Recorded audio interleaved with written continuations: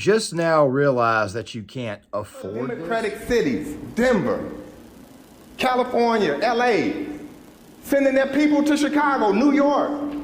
They're sending their migrants to Chicago. Why? Because they're saying we can't take anymore.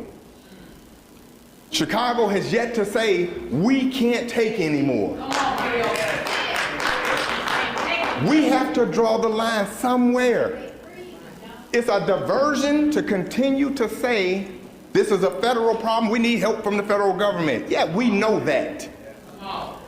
But while we're waiting for the federal government to act, we need to be doing something here at home to protect us. Now, we don't even know the people who are coming to Chicago. The people that are coming here, we don't know if they have criminal backgrounds. We don't know if they're murderers. We don't know anything concrete about the people coming here. Now, when you look at what's happening, Venezuela are emptying their jails and telling them to walk to the border. So they're coming to Chicago. We already have enough crime here in the city of Chicago. We have enough crime here that we're dealing with. Right there was about a week ago. That was in Chicago. Another alderman upset about the fact that there are too many migrants coming into the city. Now, guys, this right here is not a trending topic, but more along the lines of something that I've been warning about for a while. Not just the crime aspect, but the aspect that you're going to see much, much more towards the end. Now, as many of you guys may already know, the city of Chicago, especially this time of the year, begins to get really cold, and I mean really cold. I haven't been to Chicago, but I know how cold it is. And of course, I've heard a lot of stories that it's a different type of cold, especially given the fact that you've got a lake right there near the city, obviously the wind, all that type of stuff there. And it typically tends to feel a little bit different this time of the year when it's cold. Of course, New Yorkers, they may say a little bit different. People who may live in Wisconsin, the tundra, they may say something a little bit different. But the horror stories that I've heard about the actual cold in the city of Chicago and northern Illinois as a whole, I mean, it's almost like, I'm not the type of person that gets squeamish over cold weather or anything. As a matter of fact, it's even welcomed sometimes, but it just seems to me like it could be nightmares for some people. So when you've got a lot of migrants, and I mean a lot of people coming into the city, a lot of people that, quite frankly, you don't know where they came from, it begs the question if crime is not the only problem. I talked about this earlier this summer. I talked about the issue that the city of Chicago, if they were going to continue to pack on more and more migrants, that after a while they would eventually run into this problem. Now, we'll talk more about that later on in the video, but of course there is another problem that is arising out of this. It's a third issue, something that I, quite frankly, and many other people out there have actually been warning about, at least the leadership in that city, but we will dive into that in this video. So how in the world did we get here? Let's go ahead and watch this first part. We'll come back on the other end, and you guys will see exactly what's going on here and why it is that this was always let's just say it was always a risky move, not just for the fact that they were bringing people in, but for the fact that if you can't house them and the winter shows up, what do you think could happen? His administration acts, quote, out loud when it comes to the migrant crisis, but we're learning the city signed a deal worth tens of thousands to house migrants here. And not even the alderwoman knew about it. Neighbors in Brighton Park have been protesting the proposed migrant tent base camp at 38th in California for weeks. Now they are filing a lawsuit against the mayor and the city. CBS 2's Sabrina Francis spoke with the attorney representing the neighbors as well as a plaintiff. Sabrina? Jim, this is the second lawsuit that members of the community have filed against the mayor's office. This one in Brighton Park, the first in a different community. But the attorney who is representing this group of neighbors, he just spoke a few moments ago. He told us that he hopes this lawsuit has teeth, especially because the city has signed a lease to rent out this lot at 38th in California, and we have the lease in hand. The lawsuit alleges that the site ignores city code and zoning law and asks for a temporary and eventually permanent injunction against putting a migrant tent base camp at 38th and California to prevent what residents say is irreparable harm. The 6 plaintiffs also ask for a money judgment in response to the way the city has acted in moving forward on all of this.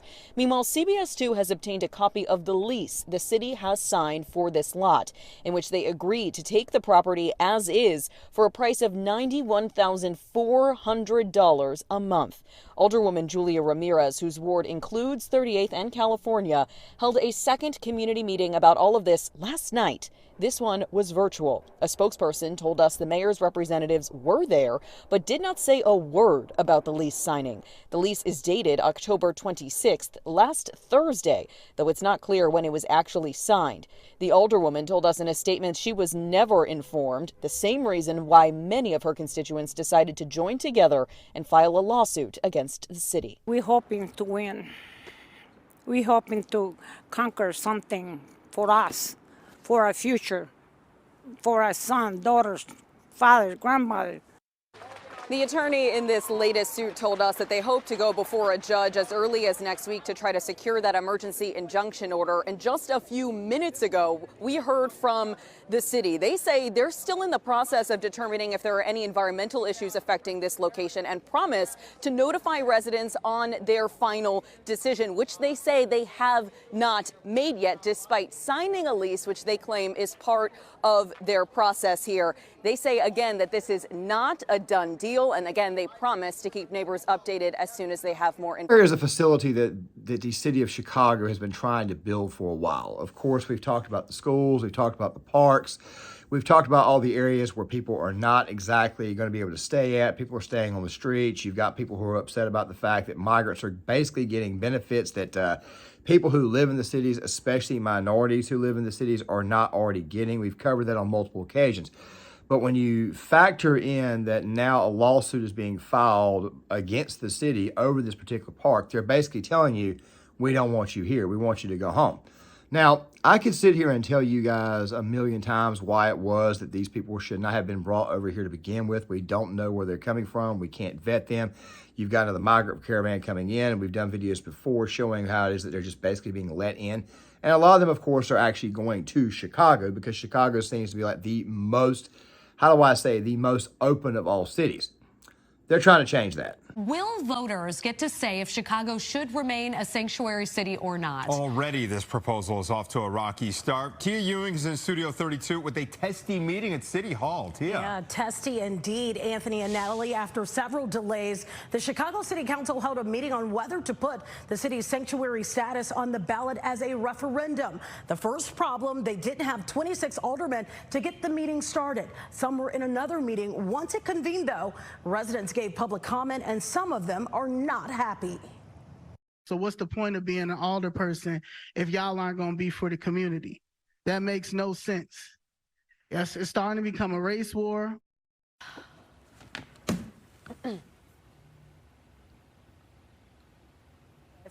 Mayor Harold Washington, this is a look at the history, issued an executive order in 1985 designating Chicago as a sanctuary city. In 2012, Mayor Rahm Emanuel and the city council passed the Welcoming City Ordinance. As 20,000 migrants seek asylum in Chicago, city council is set to revisit the issue and will have to decide if the referendum is approved.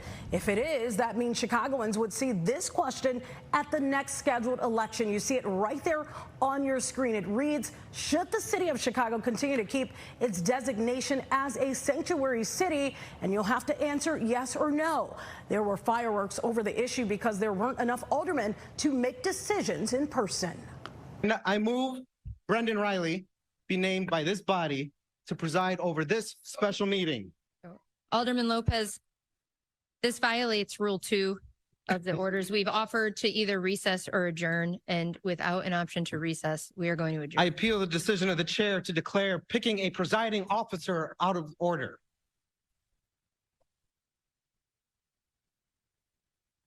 Sanctuary city is exactly what Chicago is. And you guys saw right there that there are a lot of people out there who are trying to get this changed. They are trying to end this.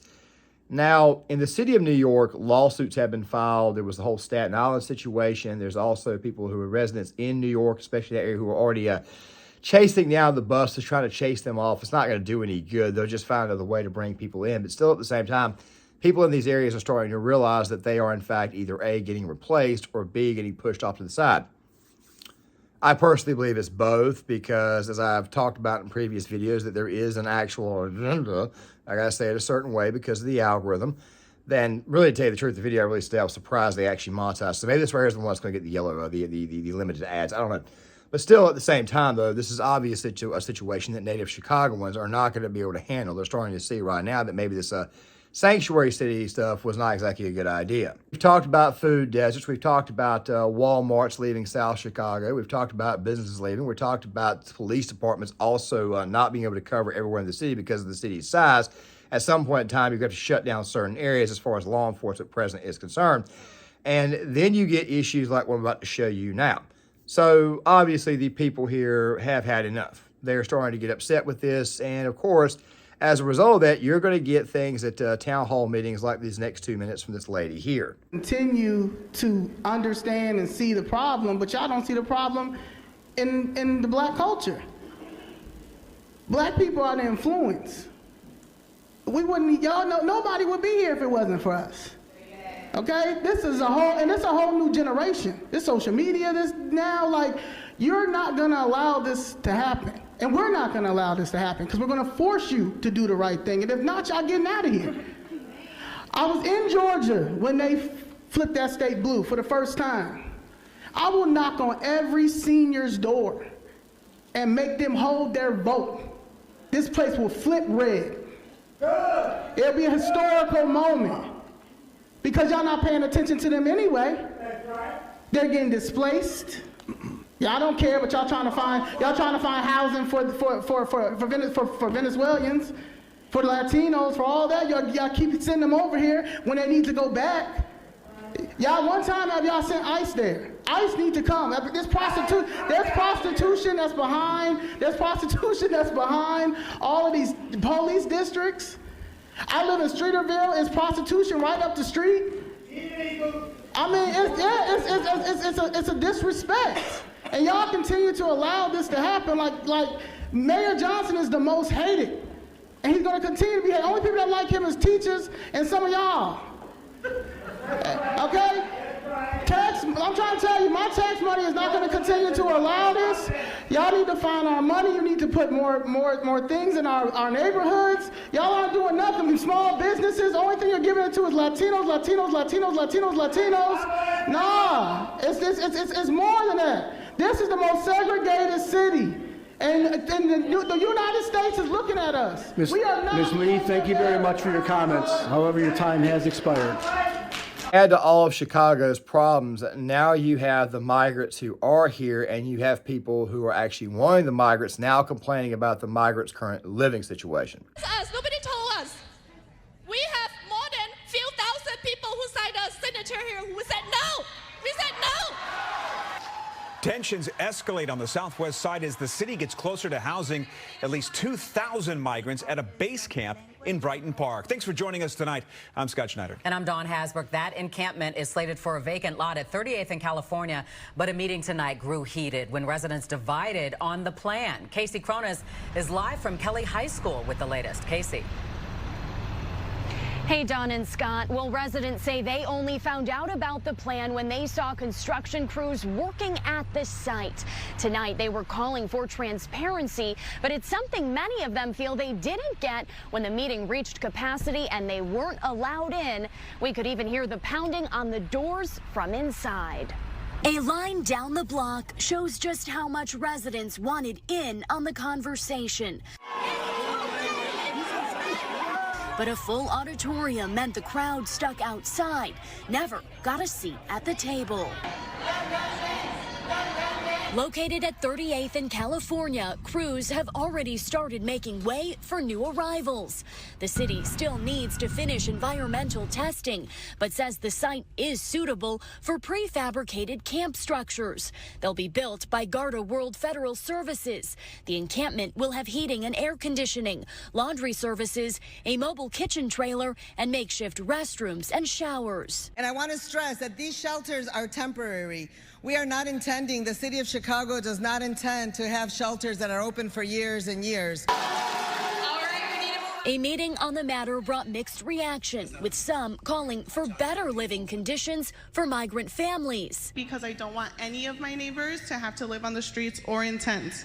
Others say they're concerned over safety and don't want the encampment in their neighborhood. We have concern about our students, our children who walk on this street every day. How do we ensure their safety? To tell you this, but nobody told you had to come. Look, I understand that some of these people are going to want to get to the United States because of their current situation, but this right here is just more and more proof of why it is that we need a wall.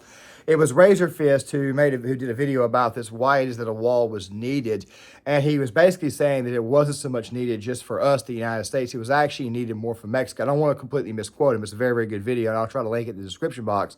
But he talked about this issue, especially him living in Arizona, living in a border state.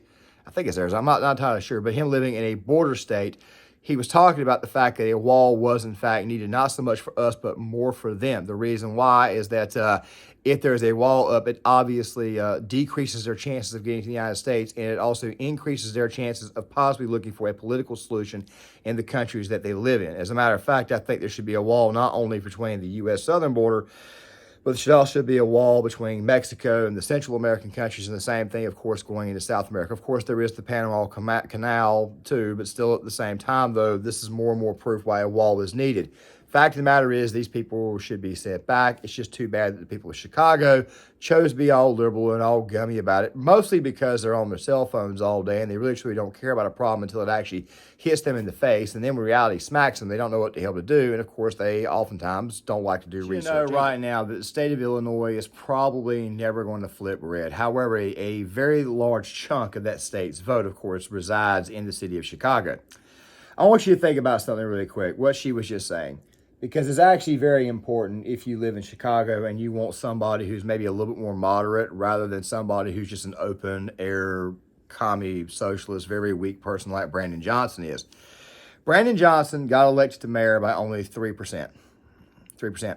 So that obviously means that the black vote was very important in getting him elected in that city.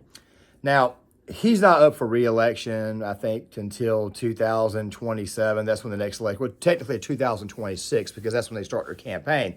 But the thing is this right here. If 3% stays at home, that's pretty big for the city of Chicago, and there's already probably going to be a good 3 to 6 point swing in that city anyways, going to the more moderate or the most, most conservative of the multiple candidates that you may see there. Or it could be a situation where you could actually get a conservative running against what would be an independent or a moderate Democrat versus an actual full-blown leftward like Brandon Johnson.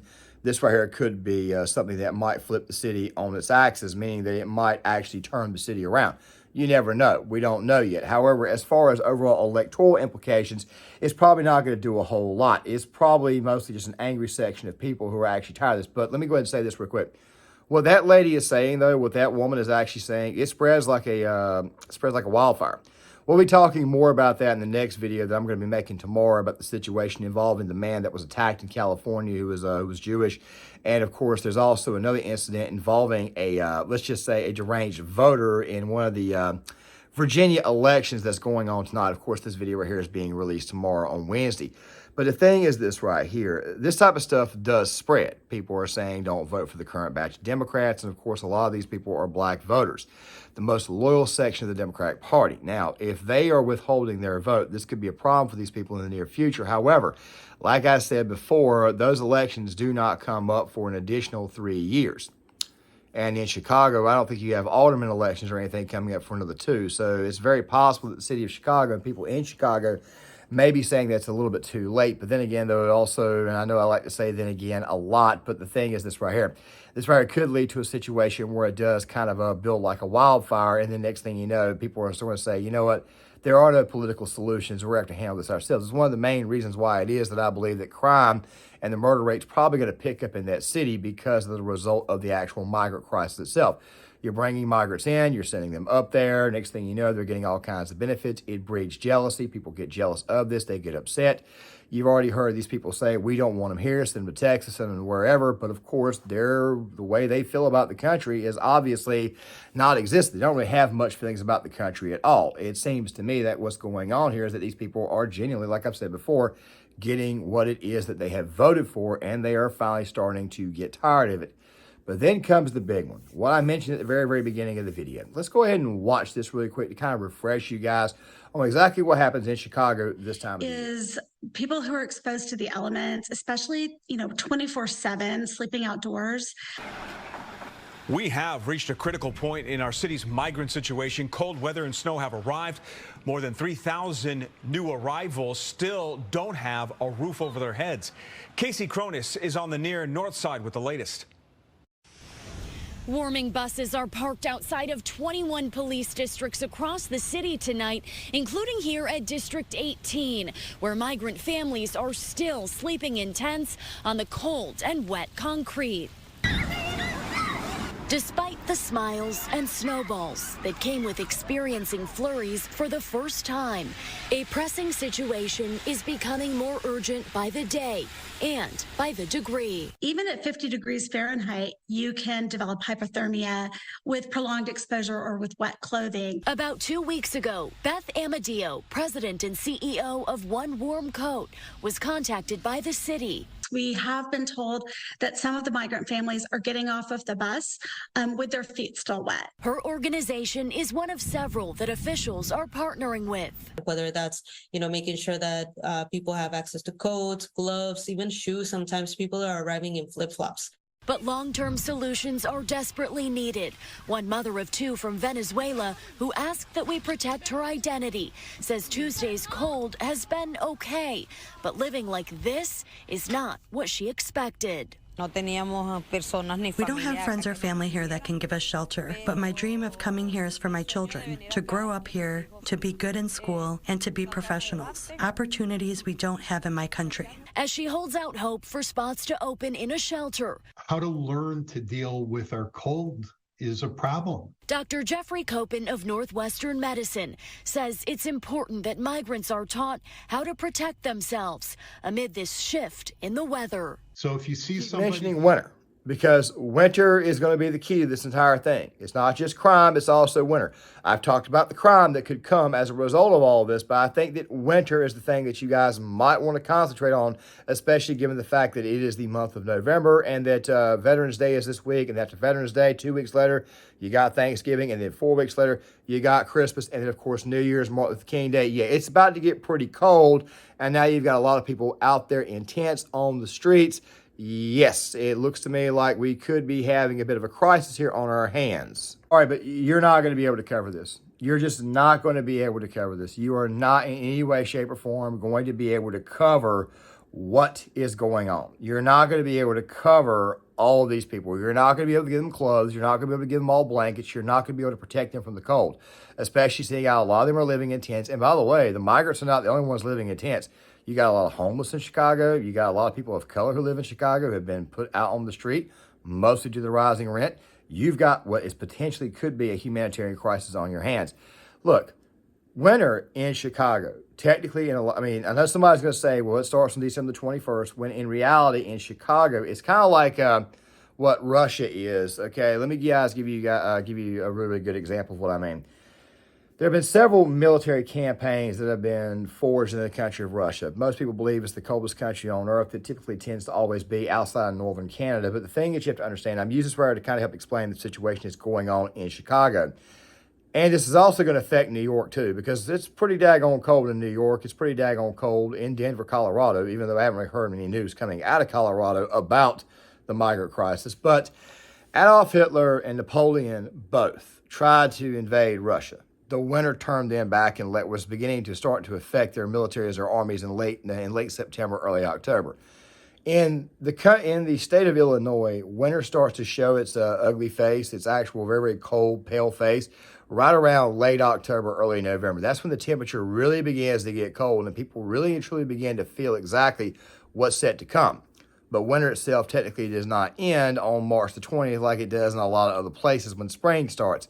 In a lot of ways, it remains cold all the way to the first, second, third week of April before it really and truly begins to get warm.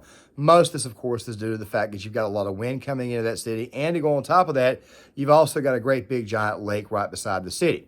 Fact of the matter is, things are about to get cold, and you're about to have what could be a humanitarian crisis right here in the United States, of which, by the way, the current administration, the Biden administration, brought in, meaning that they kind of did this to us. Now, early in previous videos, I've talked about this, that you have China, right after Biden got in office, China decided that they wanted to use the BLM situation against the United States. They decried racism when we actually talked about them over the Uyghur Muslims, and of course talked about them over human rights, because China obviously does not have a very good record on this. They decided to use BLM against us. We did a video recently where a Palestinian man decided to use BLM against the United States. What do you think happens if, let's just say, a bunch of poor people who can't be clothed through the wintertime get sick, get pneumonia, get the flu, or possibly get the vid if it ever comes back, and let's just say they don't get the proper housing facilities? What do you think happens in this case? By the way, I'm not in favor of the migrants being over here and being in these cities. I'm just simply saying these people voted for it. It looks to me like these people who live in these very, very blue areas could very, very well, in fact, have blood on their hands. That right there being the frozen kind, meaning the popsicles. Because that right there is what could, in fact, happen.